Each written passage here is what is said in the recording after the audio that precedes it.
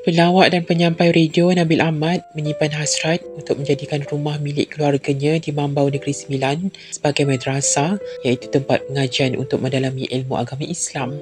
Kata Nabil atau Nabil Ahmad, 42 tahun, usaha itu sedikit sebanyak dapat memberikan ganjaran pahala berterusan buat ibunya, iaitu Rohaiza Abdul Latif. Nabil berkongsikan perkara itu menerusi sebuah video yang dibuat naik di Instagram. Dia bersama ahli keluarganya pulang ke kampung halaman sempena sambutan Hari Raya Aidiladha pada Sabtu lalu. Dulu best. Sejuk rumah ni, malam sejuk sangat. Sejuk kan? Dulu TV kat sini, sofa kat sini. Sini sejuk. Sejuk. Apa Abang? Apa? Ni dulu bilik tidur. Ni dulu bilik bujang lah. Bilik bujang saya lah dulu. So barang-barang ni ni semua tak ada lah. Ni semua. Ada.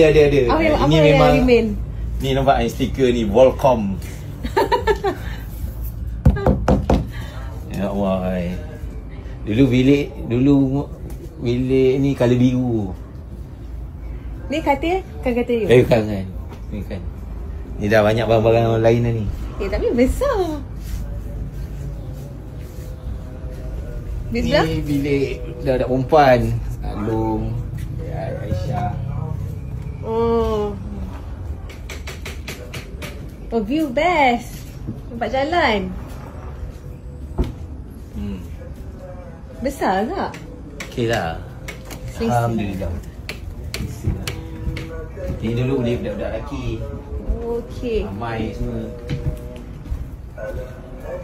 Ni dulu meja makan semua kat sini lah. Ni okey, masuk. yang ni I sempat datang. Ni sempat datang kan? I sempat datang. Dapat tengok kan? Dapat. Bilik arwah abah. Ni dulu sofa-sofa meja makan semua kan? Ya. Makan kat makan kat atas kat sini.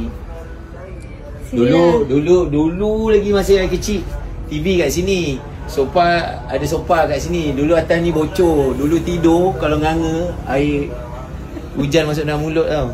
Dulu kat sini. Ni bilik siapa? Ni dulu masa kecil tidur sini lah.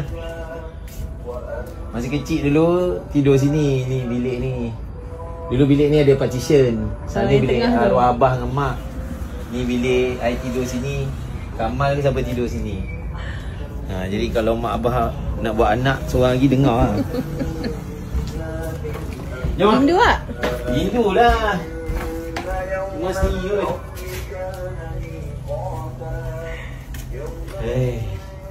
Jangan nangis. Tak. Best.